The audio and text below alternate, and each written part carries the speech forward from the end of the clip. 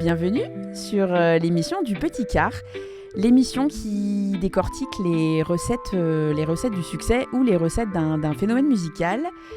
Aujourd'hui, pour mener la danse, bien, je me présente moi-même, Gab, voilà, pour vous servir comme à chaque fois.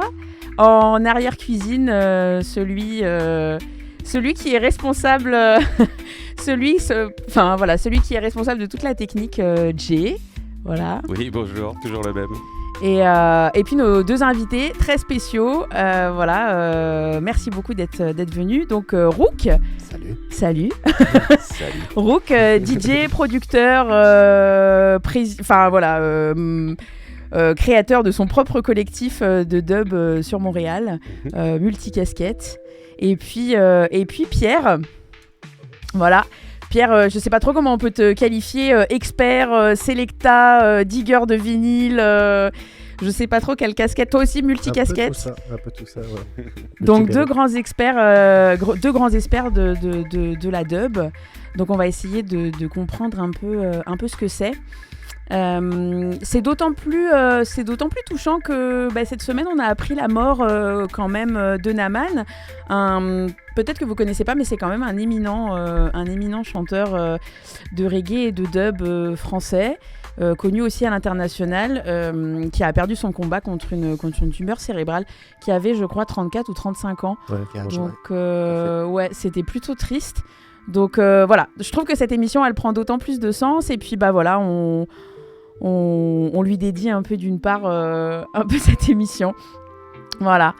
Mais bon, voilà, on commence sur une note un peu négative, mais pas du tout. On va rebondir. Et puis, du coup, je suis très contente de vous avoir. Merci d'être venu ce soir.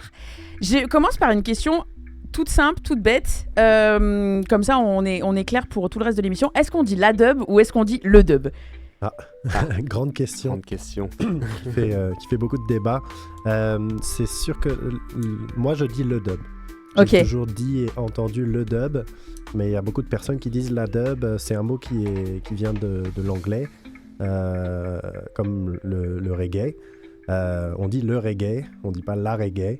Donc historiquement j'ai toujours entendu le dub, mais c'est sûr que la question est pertinente. Ça se vaut, c'est pertinent comme remarque, j'avoue. Mais je suis dans la même team que Pierre. Ouais. Le dub pour moi, je ne changerai pas. J'ai remarqué que souvent, les personnes qui ont connu ça avant les années 2010, mettons, diraient plutôt le dub. Les personnes qui connaissent depuis moins longtemps diraient plutôt la dub. Mais c'est un débat qui a lieu beaucoup. C'est comme... pain au chocolat ou chocolatier. On n'aura jamais la réponse de ça. Mais je vais essayer de m'adapter, je vais essayer de dire le dub parce que moi je crois que je suis vraiment la team à tout féminiser. Donc je vais essayer, voilà, m'en voulez pas si jamais je dis beaucoup la dub dans cette émission. Est-ce qu'on peut un peu, juste pour rappeler aux gens qui nous écoutent, qui savent pas du tout de quoi on parle, c'est quoi finalement le dub, ça vient d'où, c'est quoi je sais pas si vous pouvez juste... Si vous avez une définition simple un peu pour les gens qui nous écoutent. Ouais.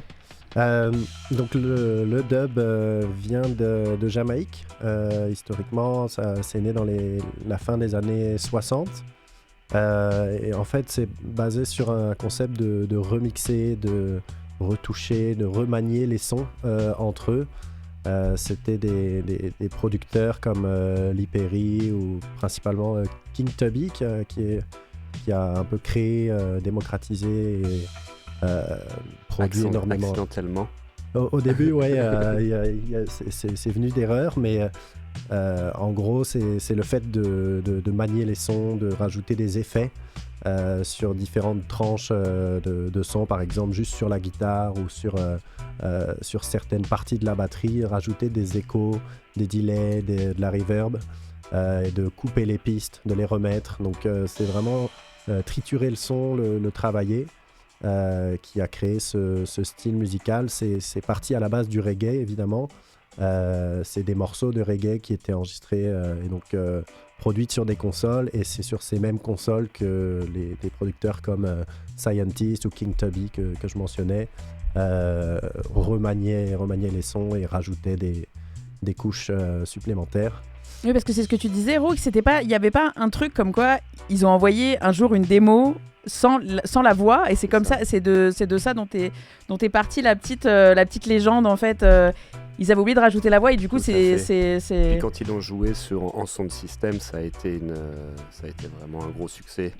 Donc ça a continué, mais comme l'a si bien dit Pierre, pour résumer ça, moi quand on me pose la question, j'aime bien dire qu'avant que ça devienne, parce que maintenant c'est carrément un style musical, c'est une technique. Okay. Ça vient vraiment des ingé-sons qui remixaient, parce que sur le vinyle, tu as besoin de l'autre face, et qui mettaient l'instrumental après par la suite en remixant certains instruments, notamment en mettant en avant ce qu'on aime le plus, nous, dans cette musique-là, c'est la basse. Okay. Donc on met de l'avant la basse, on met un peu de vocal qu'on fait baigner dans les effets, que ce soit du délai, de la reverb, et c'est un peu un remix de la tune qu'on fait sur l'autre face du vinyle. D'accord. Ce remix un petit peu a vraiment une énorme influence sur la musique en général. La musique électronique, tous les effets qui sont rajoutés dans la musique électronique viennent de ça. Le rap, le hip-hop vient du reggae aussi, et le fait de chanter, de rapper sur des versions instrumentales, ça a eu une influence vraiment majeure sur la musique en général. Les effets qui ont été rajoutés et créés en Jamaïque, qui est devenu le dub par la suite. Et du coup, oui, c'est de ça. Et du coup, il y avait vraiment une grosse emphase aussi sur ce qu'on appelait des sound systems, qui sont devenus un peu de plus en plus gros. En gros, c'était des énormes caissons de basse.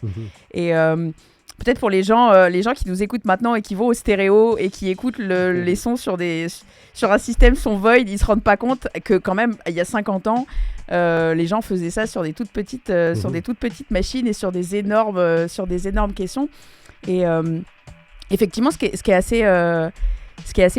assez poétique, je trouve, c'est de se dire qu'en fait, ces musiques-là, tu les écoutais pas forcément. Enfin, tu les écoutais aussi dans un casque ou chez toi ou sur des vinyles, mais ça se vivait aussi, tu vois, c'était aussi très corporel, parce que finalement t'as des basses tellement puissantes que finalement t'as aussi toute une partie qui se passe au niveau de ton corps, quoi, au niveau de ton ressenti et des vibrations.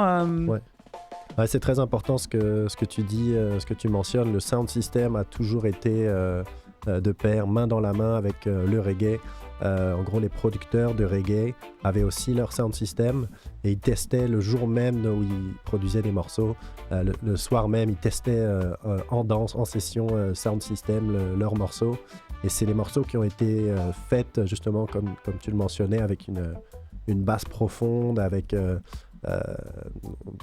la recherche d'un ressenti physique. Les morceaux ont été composés dans cette optique d'être joués sur des sound systems, et les sound systems ont été créés pour jouer cette musique. Donc c'est vraiment une cohésion qui ça marche ensemble, en fait. Il n'y a jamais eu on ne pouvait pas imaginer le reggae tel qu'il est aujourd'hui sans les sound systems, et inversement.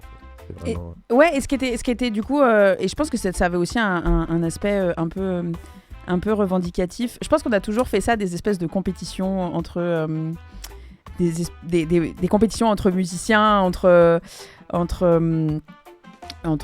chanteurs, entre rappeurs, parce que finalement, à l'instar du hip-hop ou à l'instar du rap ou à l'instar de musique comme ça, le reggae et le dub étaient aussi très revendicatif pour dénoncer quelque chose.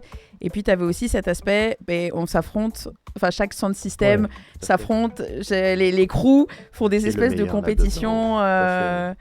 Et puis même au-delà, quand même, il y a quelque chose de très important dans le sound system, c'était vraiment en marge, c'est-à-dire que on prenait possession de la rue, on prend possession de son espace de vie, et on fait passer des informations que des gens n'avaient pas forcément accès non plus, oui. Que ce soit politique, les informations, ce genre de choses, et c'est ça qui est fantastique dans ce style-là, de prendre vraiment possession de son espace de vie, puis de ramener toute la vie aussi dans ces speakers-là. Ah, parce que la Jamaïque, dans les années 70, t'avais pas le droit. Enfin, c'était pas comme maintenant. Nous, ils avaient pas un service public et une radio publique comme on peut avoir maintenant. Il y avait des radios, mais ils diffusaient vraiment des choses plus de la musique américaine, etc. Ouais. Donc, c'était le moyen d'expression un petit peu du peuple, en fait. Ouais, effectivement, le ça sound permettait system. de dénoncer des choses et de faire passer des messages à la population. Ce qui est. Et après, la musique reggae en tant que telle, quand le reggae est arrivé, puis qu'ils ont les bands qui étaient là, qui jouaient dans les grands hôtels, qui reprenaient que des classiques américains, au bout d'un moment, quand ces talentueux musiciens ont commencé à faire naître le style de l'île, ont pu aussi faire passer cette musique-là via les sound systems. Ça, c'est vraiment très important, c'est intimement lié, en fait. Ouais. Et du coup, comment ça s'est exporté un petit peu après parce qu'on en entend beaucoup. T'as eu forcément. T'as forcément un lien avec l'exportation de la diaspora caribéenne, etc. Mais le dub s'est pas mal exporté au Canada, mais c'est surtout au UK, non ? C'est surtout en Angleterre que ça s'est un peu développé par la suite, non ? Oui, il y a eu des énormes flux migratoires de Jamaïque, comme tu dis, vers le Canada, mais aussi beaucoup en Angleterre. Et c'est là que cette culture du sound system et du dub a pris un peu une autre direction que celle qui est en place sur l'île, en Jamaïque. Et ça a évolué vers quelque chose de peut-être plus électronique. Et c'est un peu, il y a comme deux cultures qui se sont séparées un petit peu à ce moment-là. En Europe, donc principalement, c'est né en Angleterre, avec des sound systems comme Coxsone, Jashaka, qui ont vraiment perduré plus la tradition originelle du sound system, où par exemple, pour donner un exemple, il y avait à l'époque en Jamaïque, c'était une seule platine, on jouait pas avec deux platines et on mixait pas les morceaux l'un après l'autre en les mélangeant, comme dans beaucoup de styles musicaux, mais c'était vraiment une platine. Et il y avait une personne qui venait faire le MC, Master of Ceremony, ou on l'appelle aussi DJ parfois, qui venait chanter par-dessus les morceaux. C'est d'ailleurs de ça qu'est venu le rap à New York. Mais en Angleterre, ils ont vraiment conservé un petit peu ce côté de sound system plus traditionnel. Et ça a évolué encore de nos jours. Il y a beaucoup de musique qui est jouée dans les sound systems, donc en Angleterre, mais ça c'est évidemment exporté en France et dans les pays, en Belgique beaucoup, en Hollande, etc., dans les pays autour de l'Angleterre, par des gens qui allaient voir ce qui se passait en Angleterre et qui ont ramené cette culture chez eux. Donc c'est pour ça que ce côté sound system, dub est très présent en Europe. Il l'est moins en Jamaïque. Ils ont plus évolué vers la musique New Roots, le dancehall. Okay. Et c'est comme deux cultures différentes. Si on va maintenant en Jamaïque, par exemple, on entendrait peu. On n'entendrait pas les mêmes choses que ce qu'on entend et ce qu'on apprécie en Europe. Il y a beaucoup plus, c'est ça, de dancehall et de New Roots qui joue et qui est populaire en Jamaïque, mais c'est pas la même. C'est deux évolutions un peu séparées du reggae et du sound system. Ouais. Ok. Et a suivi ça aussi l'avancée technologique, parce que entre la Jamaïque et l'Angleterre, il y avait des envois de vinyle, mais autant sur la musique, il y avait des envois aussi de matériel, mais c'était un peu compliqué parce que ça bougeait beaucoup politiquement en Jamaïque, donc il y a du monde qui s'est mis carrément à construire du matériel sur place, et c'est là que vraiment aussi la musique électronique a embarqué derrière. Notamment, on parle souvent qu'il y a une pièce maîtresse dans le sound system qui est un préamp. Tu parlais de King Tubby tout à l'heure, qui est notamment connu et qui est pas mal connu par les gens de l'électronique parce que c'est quelqu'un qui était vraiment un technicien. Okay. C'est lui qui a construit le premier préamp, ce genre de choses.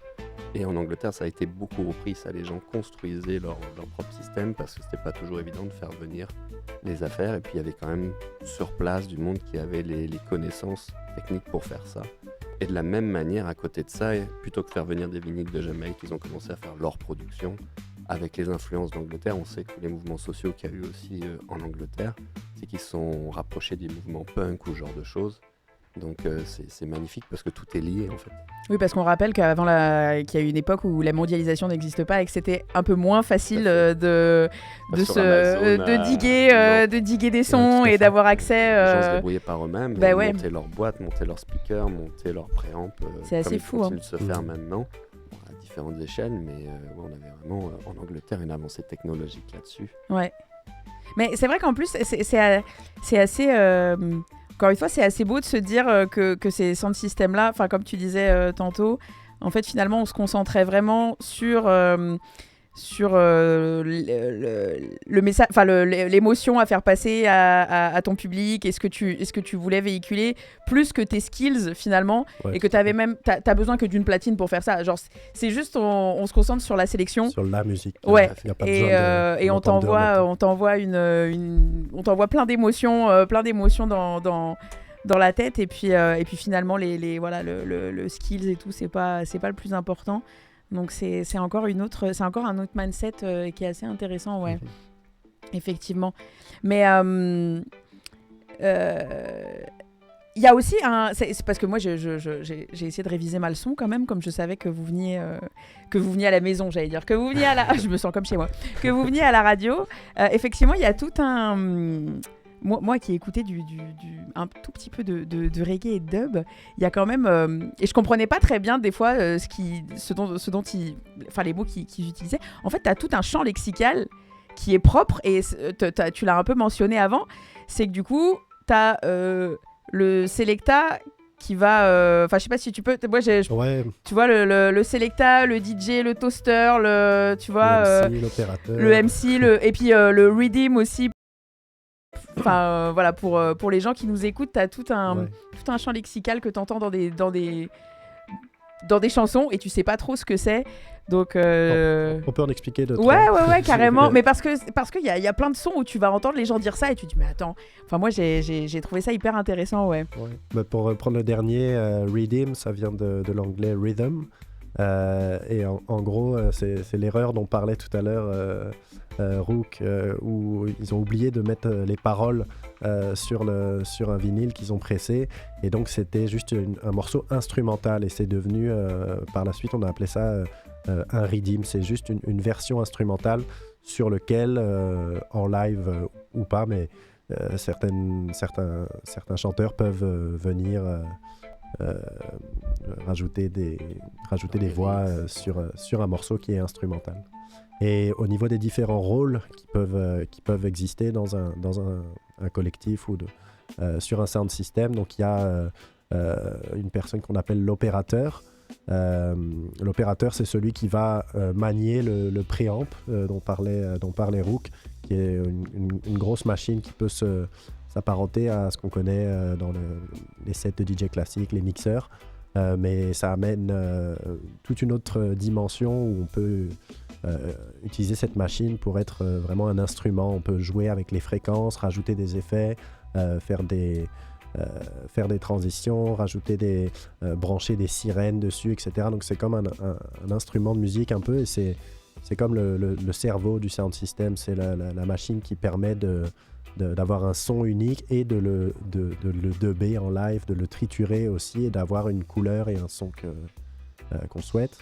Donc ça, ce serait pour l'opérateur. Sinon, il y a, comme je disais, donc le MC, c'est le nom le plus utilisé. Des fois, on dit aussi DJ, mais écrit D-E-E-J-A-Y, qui serait la personne qui vient chanter, animer, présenter. Et historiquement, c'était aussi pendant la transition, comme il n'y avait qu'une platine, qu'une table tournante, le temps de passer à un autre vinyle. Il fallait une personne qui meuble un petit peu l'espace, et donc qui vient tchatcher. Un chauffeur de salle. Exactement. Un des noms, c'est MC, donc Master of Ceremonies. Donc c'est vraiment un animateur un petit peu qui... Donc ça fait aussi partie inhérente du sound system. Et évidemment, le selecta, qui est celui qui va sélectionner, qui va choisir les morceaux et qui va jouer des vinyles souvent. Ok, ouais, et du coup, ouais, merci pour cette piqûre de rappel, parce que moi je me suis dit, oh mais tiens, Ça m'a vraiment... j'ai trouvé ça hyper intéressant. Je viens de découvrir que MC voulait dire Master of Ceremony. Non, mais on apprend plein de trucs dans cette émission, c'est fou. Je me suis jamais posé la question de pourquoi du MC, mais d'accord. C'est beau. DJ, c'est disque jockey aussi. Ouais, bon. Non, mais du coup, tous les MC, genre, voilà, MC Hazer. Mais oui, MC, c'est d'accord. Qui n'a rien à voir avec le reggae, le pauvre. Il a des influences, justement. Le rap vient vraiment de cette culture aussi, donc le nom vient de là. Je me demande s'il n'était pas jamaïcain, lui, à l'origine. Ah ouais, ok. Ouais. Ah bah alors tu vois, non, Il y a des liens. Okay. Aussi, ouais. Et du coup, est-ce que... Comment c'est venu un petit peu c'est quoi la place aujourd'hui pour s'intéresser un petit peu dans le pays dans lequel on est c'est quoi aujourd'hui un peu la place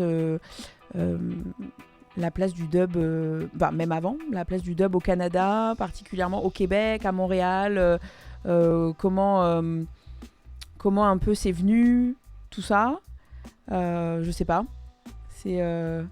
En fait, c'est intéressant, peut-être tu peux faire la transition là-dessus, c'est qu'il y a 2 jours, il y avait justement à l'ONF une série documentaire qui parlait un peu des artistes issus de l'immigration jamaïcaine. Alors l'ONF, c'est... Parce que pour moi, c'est l'Office national des forêts, mais on n'est pas... C'est du film, je crois. Film, ouais, c'est ça, c'est la même chose avec film. Je crois, cet acronyme-là. Donc ouais, je suis allé voir un film qui était justement... qui parlait de ce sujet-là, c'était l'immigration jamaïcaine et donc le reggae qui a été produit et créé au Canada. Faut savoir que le Canada a une importance majeure et vraiment grosse dans le domaine du reggae. Dans les années 70-80, c'était le 2e pays le plus gros producteur de reggae. C'est souvent méconnu, on pense toujours que c'est Jamaïque et Angleterre, mais le Canada a sa place sur le podium et il y a eu énormément de productions faites au Canada, donc surtout principalement à Toronto, parce que c'est là que le plus gros de l'immigration jamaïcaine est allé. C'est très multiculturel comme ville. Oui, tout à fait. Ouais. Et il y a une énorme communauté jamaïcaine là-bas. Il y a une rue qui s'appelle Reggae Lane. Il y a Little Jamaica qui est vraiment un quartier dans le nord de Toronto. Donc ça a une grosse importance. Mais c'était principalement par rapport à ce que je disais tout à l'heure de peut-être de différentes écoles, de différents chemins qu'aurait pris le reggae, le dub et le sound system. C'est plus l'école et un petit peu la même chose que ce qu'il y avait en Jamaïque. Et puis, selon moi, à Montréal, ça, historiquement, c'est un peu similaire aussi, où c'était donc, cette culture qui vient de Jamaïque et qui a été amenée ici. C'est ça qu'il y avait principalement sur place, donc à Montréal et à Toronto. Et depuis quelques années, donc depuis 8 ans, moi je fais partie d'un collectif qui s'appelle Worldwide Sound System.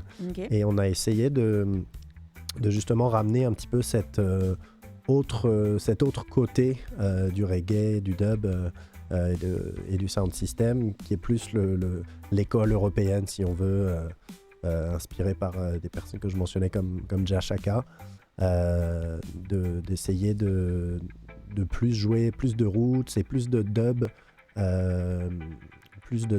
moderne, versus des soirées plus peut-être jamaïcaines qui seraient plus dans le new roots ou le dancehall ou les hits populaires en Jamaïque. Ok, New Roots, c'est ce que tu appelles New Roots, c'est ce qu'on ferait un peu plus maintenant. New Roots, c'est des artistes un petit peu comme, je sais pas, Capleton, Sizzla, c'est des choses c'est le son un peu des années 90. Donc en gros, pour faire un bref historique des différents genres, ça a commencé vraiment par le rhythm and blues, le R&B, que vous connaissez peut-être sous le nom R&B. Donc c'était vraiment à l'époque ça qui s'écoutait en Jamaïque. C'est devenu ensuite le ska. Ils ont commencé par le ska. Le ska qui était inspiré du rhythm and blues, mais qui était vraiment endémique de l'île de Jamaïque. C'était ça venait de là-bas, ça a été créé en Jamaïque. Et donc, par la suite, le ska a été ralenti, donc ça a donné le rocksteady, donc il y a un autre genre. Puis est arrivé plus de notions religieuses et c'est là que le reggae a été créé. Donc ça part du rocksteady, mais la limite est fine entre ces deux styles, mais chronologiquement c'est ça qui s'est passé. Et donc le reggae a par la suite évolué donc, en dancehall dans les années 80. Ce qui est très différent en plus de ce qu'on peut écouter maintenant en dancehall ou parce que tu pourrais ce qui serait qualifié de dancehall, genre Papa Happy, etc., ce que tu pourrais écouter dans les clubs maintenant. C'est vrai que le dancehall dont tu fais mention, c'est très différent en fait. Un peu de tous ces styles.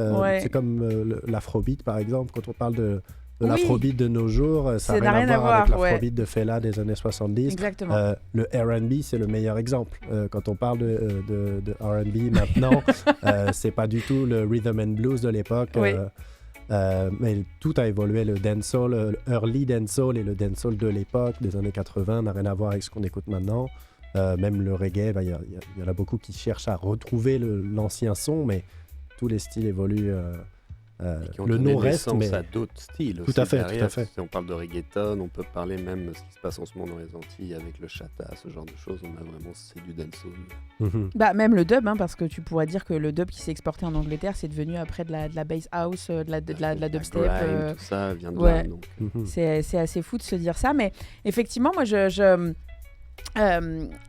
voulais parler en faisant mes recherches, j'ai été touchée de effectivement, comme tu disais, qu'il y a eu que le Canada a été quand même très influent a été très influent dans ce style musical, dans le dub. Il y a eu une énorme immigration caribéenne qui est partie notamment à Toronto. Et Toronto, c'est le bassin de la dub poetry. Donc c'est beaucoup d'artistes qui récitaient des poèmes sur des sons dub et qui en fait venaient improviser leurs poèmes. Un peu c'est à l'instar du rap et à l'instar de plein de choses en fait. C'était vraiment des musiques qui revendiquaient et des musiques qui dénonçaient des sujets compliqués à l'époque, parce qu'il faut savoir que c'était quand même les années 70 et que les années 70 au Canada et en Amérique du Nord, c'était pas tout rose, surtout pour la communauté noire qui émigrait dans ces pays-là. Et effectivement, il y avait la dub poetry où en fait les musiciens jouaient et les poètes venaient réciter des poèmes effectivement très forts. Et moi j'ai découvert une poétesse, Liliane Allen, je ne sais pas si vous la connaissez, qui est arrivée en 69 à Toronto. Qui est née dans les années 50 en Jamaïque et qui est arrivée en 69 à Toronto et qui est effectivement qui a émigré pour des raisons économiques, qui a fait un peu les sales boulots et qui est devenue un peu la figure emblématique de la contestation des violences policières, de la contestation de la condition de la communauté noire dans ces années-là. Et donc, elle avait sorti un album en 86 qui s'appelait Revolutionary Tea Party. Donc, en plus, avec un nom à consonance très forte. Désolée pour mon accent abominable. Et en fait, elle avait écrit une chanson qu'on va pouvoir écouter juste après mes explications. Mais voilà, elle a écrit en fait une chanson de cet album qui s'appelle Rhythm and Hard Times. Encore une fois, sorry pour l'accent. Mais dans cette chanson, en fait, elle fait référence en 79, il y a eu, le 26 août 79, il y a eu un jeune homme noir, Albert Johnson, qui a été qui a été tué par des policiers à son domicile. Et en fait, il y a eu une vague de protestations et de manifestations énormes. C'était la première fois qu'à Toronto, la communauté noire se soulevait à ce point-là parce que ils étaient et en plus les violences policières, on en parle encore aujourd'hui en Amérique du Nord, même en Europe. Enfin, je veux dire, c'est encore une grosse problématique. Et là, il y a eu tellement de pression et tellement de manifestations qu'en fait le Grand Toronto et l'Ontario ont fait appel à une enquête externe pour enquêter sur ces policiers. Et donc c'est à la suite de ça qu'ils ont créé l'unité des enquêtes spéciales, donc les enquêteurs qui enquêtent sur les affaires policières. Donc c'est assez ça a marqué quand même un gros tournant. Et donc, bien sûr, les policiers ont été acquittés, malheureusement, mais voilà, ça a quand même marqué un gros tournant. Et donc, voilà, pour marquer, pour lui rendre un petit hommage et puis pour marquer une courte pause, on va pouvoir écouter cette chanson et puis qui illustre bien, enfin qui dénonce un peu les abus de l'époque et puis qui illustre bien ce que c'est que la dub poetry. Voilà.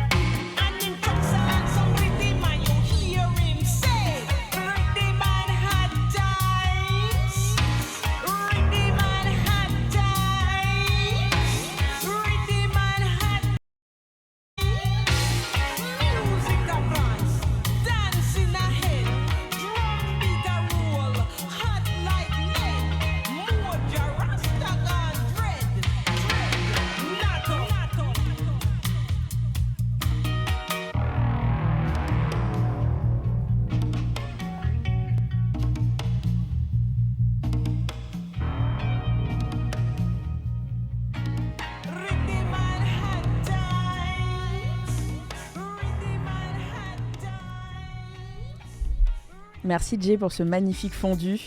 C'était... Je vous ai dit, hein, sans lui, rien ne serait possible.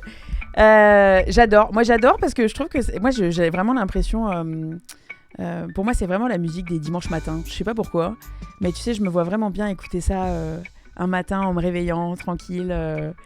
Voilà, même si les paroles sont un peu dures. Non, c'est très cool. Du coup, on pourrait peut-être passer un peu plus à vous personnellement. Rook, toi, t'es DJ, producteur, fondateur de ton propre collectif. Est-ce que tu veux nous évoquer un petit peu ton parcours, parce que toi maintenant tu composes de la dub comme on l'a composé avant, mais avec des machines finalement. Comment est-ce qu'on compose de la dub maintenant, et puis c'est quoi un peu la place de la scène dub à Montréal? Comment toi tu te situes par rapport à ça?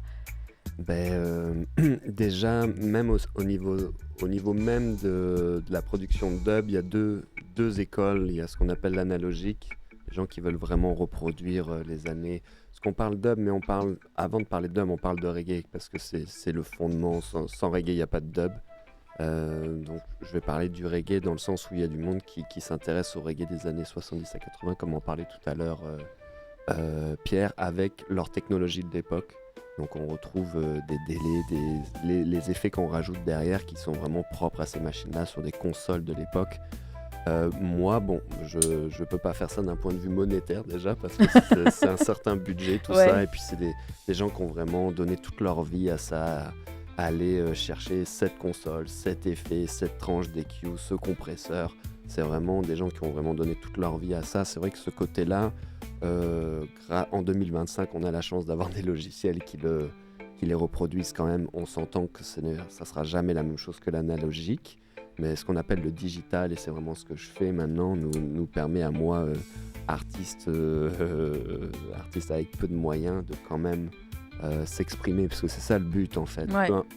Personnellement, on parle de musique, donc tant que c'est un moyen Ce qui n'en est pas moins d'expression. louable, hein. Moi je suis de l'école que c'est cool aussi de vivre avec son temps, et maintenant sûr. que la technologie te met à disposition des choses, c'est carrément Tout à fait. cool de les utiliser, hein. À fond, et puis juste avec des petits contrôleurs MIDI, comme je vais vous faire la démonstration tantôt, on arrive quand même à reproduire des choses qui ne sont pas analogiques, là on s'entend, parce qu'il y a quand même des débats là-dedans qui sont, et puis c'est intéressant, est-ce que c'est intéressant de rester sur des fondations, sur les trucs fondamentaux, ou est-ce que c'est intéressant d'aller, par exemple, on est en 2025, laisser parler l'intelligence artificielle sur de la composition de morceaux? C'est juste pour te montrer un peu le gap qu'on peut avoir. Donc, tout est louable, l'important c'est de créer, et puis de bien créer, de faire passer les bons messages. Moi, à mon niveau, c'est ça qui m'intéresse. Et justement, j'avais envie de donner accès à ce que je produisais, à ce que je chantais. Donc j'avais pas forcément la place, et puis comme le dub est vraiment pas représenté ici, ça va faire quand même un paquet d'années avec Pierre qu'on organise des soirées, moi plus en tant que chanteur, et puis lui plus en tant que dans la sélection. Donc on a commencé où il n'y avait pas grand monde, et puis maintenant, surtout avec le collectif de Pierre et le sound system, il y a beaucoup plus de gens qui se sont intéressés à ça. Et moi, ça m'a beaucoup inspiré pour dire maintenant j'aimerais aussi que les productions locales et ce que je chante dans mes chansons est aussi un speaker. Donc c'est pour ça que j'ai créé les permanences. Ok. Pour venir vraiment proposer mes compositions, aussi liées, même si je suis digital, avant mon cheminement à Montréal a commencé avec un bench qui a 10 musiciens, où on était vraiment reggae, fusion, je mélange ça avec la pop, le jazz. Et j'essaie tranquillement, pas vite aussi, de ramener les musiciens dans le dub. Donc il y a toujours un trompettiste, un saxophoniste. Dans les sessions en dub, j'ai Bastress qui est une bassiste qui m'accompagne. Oui, ça c'est très intéressant. Je trouve que tu mélanges analogie et puis finalement musicien. Les musiciens, parce ouais, que ça c'est très intéressant. Et puis, comme disait Pierre tout à l'heure, c'est le côté redeem, la version quand un chanteur vient chanter, prend le micro et chante là, sur les speakers versus une version déjà préenregistrée, c'est pas la même chose. Et quand le chanteur vient s'égosiller sur le redeem versus quelque chose qui a déjà été préenregistré, c'est pas du tout la même, c'est pas la même vibe. C'est sûr. Sur l'énergie. Les gens le ressentent tout de suite. C'est quelqu'un, tu peux passer des disques toute la soirée, mais quand quelqu'un va prendre le micro, tu vois les gens tu le sens tout de suite. Et de la même manière, quand Carminda, la bassiste du projet, vient avec sa bass, il se passe quelque chose de fou. parce que l'instrument est réel, il n'est pas passé par des traitements, c'est pas du digital, c'est de l'instrument qui est branché directement dans la console et qui sort sur des gros speakers qui sont juste dédiés à la basse. Ouais. Tout de suite, il se passe quelque chose de... Tout prend son sens, en fait. Ok. Donc c'est pour ça que j'ai créé ces soirées-là, et puis aussi laisser une place à tous les gens qui font des sélections dans la ville, pour les faire connaître, pour que les sonos aussi, parce qu'on parlait du Worldwide tantôt, il y a d'autres sonos, il y a le Fox Eye, Engine 69, à Sutton il y a le Bric-à-Brac, pour que ces gens-là aussi puissent faire des événements. Ah oui, c'est là où tu partais Et- quand tu faisais tes soirées à Sutton, c'est Exact. d'accord, ok, ouais. Tout à fait, mais bien avant ça, avec Pierre, nous, on a vraiment accroché avec ça, c'était à Québec, avec le CHX Sound System. Ok. On parle de ça il y a quelques années maintenant, et puis on allait une fois par mois à Québec, on montait tous dans une voiture pour aller au sous-sol du cercle pour rester à une session. Ok. Donc c'est là que tout a pris forme en fait. Ok. Après, originellement, moi j'ai grandi en Afrique, et vraiment ma culture reggae est beaucoup plus liée à l'Afrique que la Jamaïque. Ok. Ça a été Où par ça, la en suite Afrique? Au Sénégal, à Ok, Dakar. d'accord. Et notamment un concert qui a complètement perturbé, chamboulé ma vie, un concert d'Alpha Blondie où j'avais 13 ans au Ok. stade Léopold Sédar Senghor. Et ça a complètement chamboulé toute ma vie quand j'ai vu toute cette énergie, les musiciens justement, tout ce que ça faisait. Et puis par la suite, moi je suis originaire du sud-ouest de la France. On a un gros festival qui s'appelle le Reggae Sunska. Et toutes les cassettes que j'achetais dans la rue étaient les invités de ce gros festival reggae, Ok, ouais. qui est quand même assez réputé maintenant. Donc j'avais Dakar quand je vivais à l'année, puis je rentrais tous les étés au sud-ouest, dans le sud-ouest où il y avait ce festival. Donc le reggae m'a vraiment animé grâce à ces deux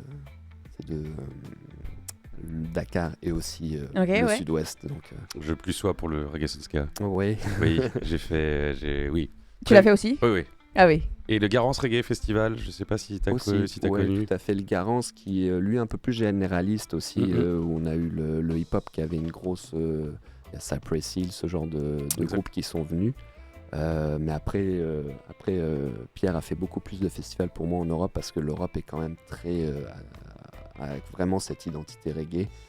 Qu'on parle de l'Espagne, Vraiment, on parle de l'Italie, bon, on parle bien sûr de l'Angleterre, n'en parlons pas, mais le reggae est très présent en Europe. Et peut-être moins ici, et c'est pour ça qu'aussi on a démarré ces projets-là, pour aussi permettre à cette musique-là d'exister ici à Montréal. Et c'est pour ça aussi, pour en finir avec ça, que la permanence, je l'ai créée, parce que je voulais qu'il y ait quelque chose d'un peu plus dub, électronique, Ouais. qui ait une petite place ici à Montréal. Ouais, et du coup, c'est tous les mois que tu organises ça? Non. On va dire par an. Là, on a fêté les 2 ans en janvier. Ok. Donc, c'est de l'ordre de 3 à 4 événements par année. Ouais. C'est pas mal déjà, c'est du boulot. Déjà du boulot, en plus des concerts qu'on fait. Ouais. Moi, je tourne tout l'été après dans le reste du Québec. C'est ça. Et puis après, il y a les amis qui ont aussi leurs projets. Donc, on essaie de soutenir les amis là-dedans. On est vraiment une petite communauté on essaie de garder ça... de serrer les coudes les uns les autres. Oui, parce que qu'est-ce qui fait qu'en Europe, finalement, alors forcément, il y a eu une émigration importante en Europe aussi, mais avec une communauté caribéenne et jamaïcaine aussi grande, qu'est-ce qui fait que finalement ce style reste très niché? Parce que ce qui est drôle pour toi, Rook, par exemple, c'est que tu as tourné dans tous les festivals cet été, mais que des festivals électro. Et ce qui finalement est génial parce que ça fit hyper bien, Et la communauté électro accueille toujours le dub, parce que comme il expliquait tantôt, le dub est à l'origine de toutes ces musiques-là. Et ce que tu fais en journée, ça fit hyper bien. C'est génial Tout à quand fait. tu fais un festival et que t'as une... Merci la t'as une- communauté électro de Ouais, West, parce que c'est grâce cool. à eux, moi ça me permet de faire vivre ma musique et de vivre moi aussi en tant que musicien. Mais qu'est-ce qui fait, d'après vous, ce serait quoi l'explication pour que ça reste aussi niché? Je sais qu'il y avait les soirées Montréal Dub System, mais qui, depuis 2014, mais qui finalement sont plus trop actifs en ce moment. Ils passaient beaucoup au bar La Shop, mais finalement, il n'y a plus trop ça maintenant. Est-ce que c'est quoi? C'est l'électro qui a pris une trop grosse place? Ou est-ce que... comment vous expliqueriez ça? Il y a plein de choses derrière. Je pense que mon interprétation personnelle, c'est un petit peu ce que je disais tout à l'heure, de la différence entre les différents mouvements, où la communauté jamaïcaine connaître peut-être moins le sound system tel que nous, Européens, on le connaît. Donc c'est pas vraiment le même... au niveau des artistes et des chanteurs, peut-être ce seraient les mêmes invités, mais au niveau de la culture vraiment du sound system, ce serait comme deux cultures séparées. Et je pense que à Montréal, à Toronto, en Jamaïque, actuellement, c'est plus une culture du sound system tel que je le décrivais tout à l'heure, de dancehall et de new roots, versus la culture en Europe où c'est plus inspiré de l'Angleterre avec plus de dub et plus de roots en fait. Ok. Donc je pense que c'est ça qui se passe et qui s'est passé historiquement à Montréal, où justement il y avait beaucoup plus cette culture jamaïcaine. Mais comme le disait Roux, depuis quelques années, il y a des collectifs, il y a plusieurs événements et personnes qui se bougent pour que cette autre culture du sound system puisse exister à Montréal. Donc ça reste encore quelque chose qui est, comme tu le dis, très, très niché, très marginal. Après, le reggae a toujours été un petit peu marginal, même en Angleterre, même à Toronto. Enfin, ça a toujours été quelque chose qui est plus... qui n'est pas mis sur le devant de... ça passe pas beaucoup dans les grandes radios, c'est pas... Pas du tout. Voire pas du tout. Oui, c'est pas mainstream. Non, c'est Même ça. ce qui est mainstream dans le reggae, c'est pas si mainstream que ça. Ben, c'est ça, mais c'est en même temps, c'est lié à la nature même du reggae, ce qui est une musique qui est contestataire, anti-système, un peu anticapitaliste, etc. Ça va pas toujours très bien avec les grandes radios, ce qui est le plus diffusé, malheureusement. Ouais. Et du coup, pour rebondir un peu sur toi, Pierre, c'est quoi pour en savoir un petit peu plus sur ton parcours, l'histoire de ton collectif, parce que tu as dit que tu avais un collectif, du coup, toi, sur Montréal. Voilà, si tu peux nous en dire un petit peu plus. Donc, c'est ça, comme disait Roux, moi, je viens de France. Je suis arrivé ici à Montréal il y a 12 ans. Et en France, j'étais vraiment habitué à écumer tous les concerts, festivals de France, mais un peu partout en Europe. Je me déplaçais beaucoup tous les week-ends pour aller à droite, à gauche, parce que j'ai toujours été vraiment passionné de cette culture, justement, du sound system et du reggae en général. Et donc, je suis arrivé ici à Montréal il y a 12 ans, et en arrivant, j'ai pas vraiment trouvé cette scène, cette chose qui me passionnait déjà, enfin me passionnait à l'époque, me passionne toujours aujourd'hui. Donc je suis arrivé, j'ai commencé par faire de la radio. C'était la radio étudiante dans mon université à l'ETS, dans mon école à l'ETS. À la radio. Ouais. Comme ça qu'on s'est rencontrés. Ouais, c'est fou. Ouais, la première fois qu'on s'est La boucle est bouclée. Voilà. Et donc, j'ai commencé par faire de la radio, et petit à petit, j'ai été approché et invité par un collectif de l'époque qui s'appelait Laïta, qui composait notamment de Seed Organization, qui est un producteur montréalais de dub. Et c'était mes premières soirées à Montréal. En parallèle de ça, j'organisais aussi des événements avec mon ami Nicolas Alfadé, qui d'ailleurs a eu une émission sur Choc FM. Ah ouais. Ouais. Donc je suis déjà venu dans ses cool. locaux pour l'accompagner. On te salue d'ailleurs si tu nous écoutes. Et donc, on organisait déjà des événements dans le but justement de mettre en valeur cette culture et cette scène, cette musique-là. Et les années ont passé, et j'ai rencontré Guillaume Stepin, qui avait déjà, lui, un collectif en France qui s'appelait Stepping Forward. Et on a décidé ensemble de créer, de construire un sound system. Donc ça a commencé en 2017. Le projet a commencé en 2017, et les premiers caissons ont mis presque une année à être fabriqués. Parce que vous les fabriquez vous-même. Ouais, c'est ça. Ah, ça, c'est fou, ça. C'est moi qui les ai construits pour la première partie. Donc, en 2018, on a fait notre première soirée avec un sound system qui était à l'époque sur trois voix, donc avec les basses, les médiums et les aigus. Donc voilà, c'était avec un collectif qui s'appelle Worldwide Sound System. On a commencé à faire des soirées, à organiser des événements.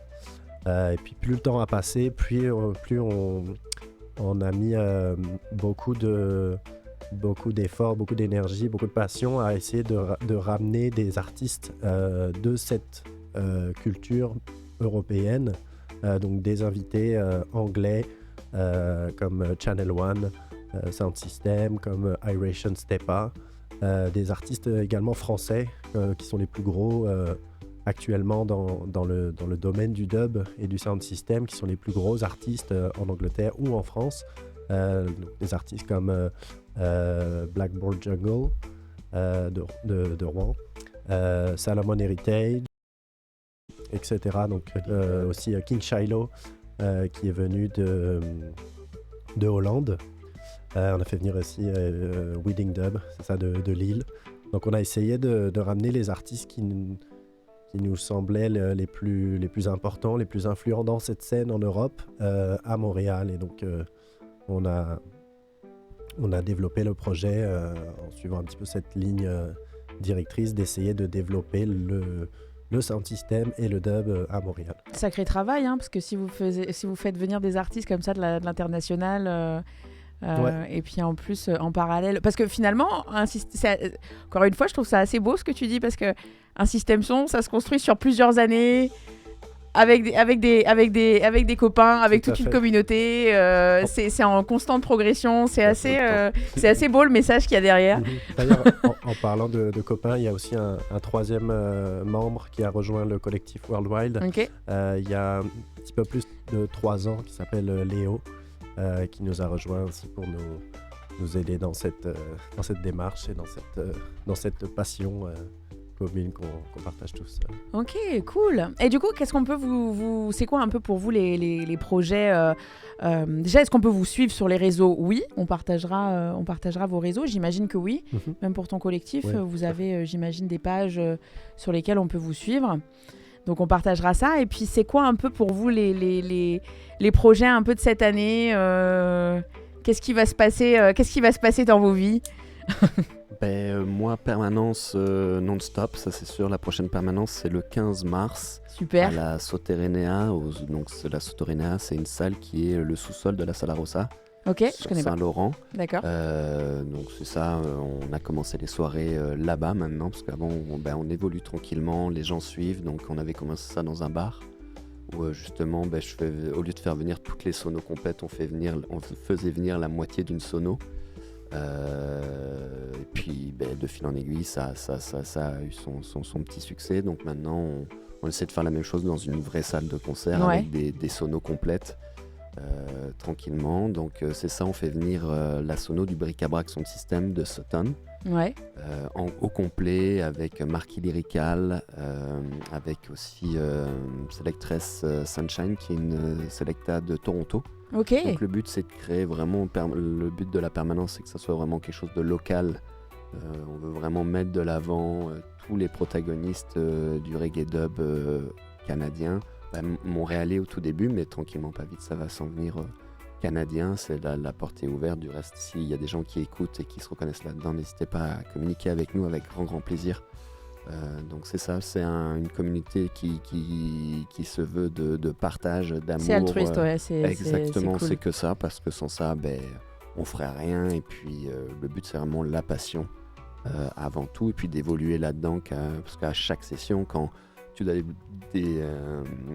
pousser toutes ces boîtes-là dans un camion, chaque session, ce qu'on appelle session, donc c'est des soirées, Okay. elles deviennent uniques, parce que on a développé tellement d'efforts pour faire ces soirées qu'on s'en rappelle à vie. Et puis moi, ma carrière musicale actuellement est intimement liée justement au collectif de Pierre, Léo et Guillaume, parce qu'ils m'ont beaucoup nourri de tous les vinyles qui passaient dans les sessions, pour dire, moi, au sein de ce crew-là, je suis un peu rajouté derrière en périphérie, parce que je suis comme boxman, j'essaie de les aider à chaque fois à porter les boîtes, parce que ça prend des bras.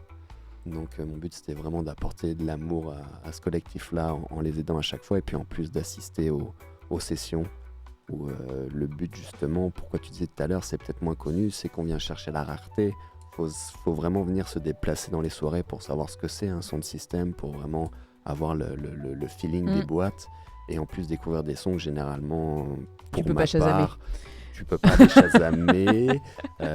Et en plus de ça, il y a la volonté de chaque système d'avoir leur propre son avec leur propre nom de son de système qui sont dits dans les chansons. Donc c'est des chansons uniques à chaque fois, c'est des moments uniques avec pour moi des gens uniques aussi, parce que chaque personne, que ce soit Pierre, Léo, Guillaume ou d'autres Selecta, ont tous leur touche à chaque fois, et chaque personne, même si on est dans la même communauté, on aime les mêmes sons, chaque personne va venir jouer des disques complètement différents. C'est rare que deux Selecta jouent vraiment les mêmes choses. Le fondement est la même, mais chaque personne va y aller avec ses à son empreinte, ça dépend de la manière dont Exactement. tu perçois le public Et aussi. c'est ça qui m'a toujours fasciné dans le collectif comme le Worldwide. Il y a une dimension aussi haute que le reggae, ils vont chercher ailleurs, beaucoup l'Afrique, ce genre de choses. Et ça, pour un artiste comme moi, qui est compositeur, producteur, c'est extrêmement nourrissant. Et moi, ça a toujours été mon leitmotiv là-dedans. Et je les remercierai jamais assez, ces trois personnes-là. Oui, prenez-le aussi comme community manager parce qu'il vous vend bien. Hein. Ah ouais, il est déjà engagé. Et donc toi, Pierre, un peu, c'est quoi les projets pour cette année ? L'année 2025 va être une année de transition pour le Worldwide Sound System, donc plus d'infos à venir. Plus d'infos à venir. Ok, super cool. Voilà. Super cool. Ben, en tout cas, je vous remercie beaucoup. Encore une fois, au Petit Quart, c'est tout. On apprend toujours énormément de choses. Moi, j'ai été ravie de faire cette émission avec vous. Ravie que vous ayez pu vous libérer un dimanche. Nous, on espère que vous avez passé une bonne fin de week-end en notre compagnie, qu'on a su vous faire un peu oublier le blues du dimanche soir pour ceux qui retournent à l'école ou qui retournent au travail demain. Ceux de la restauration qui ont fait la fête tout le week-end et qui ne travaillent pas demain, on espère que vous avez apprécié aussi. Mais voilà, en tout cas... Une pensée à tout le monde, quoi. Oui, une pensée à tout le monde. Vraiment, on vous embrasse. On ratisse large. Et voilà, donc on va passer peut-être au mix. En plus, ils nous ont fait l'honneur de venir avec une sélection de vinyles bien pointue et puis avec toutes les machines de Rook. Donc voilà, il est temps pour moi de vous souhaiter une très très belle soirée, de vous laisser en musique et puis de vous dire à dans 2 semaines. Et voilà, prenez soin de vous et je vous fais d'énormes bisous. Bye bye. Merci.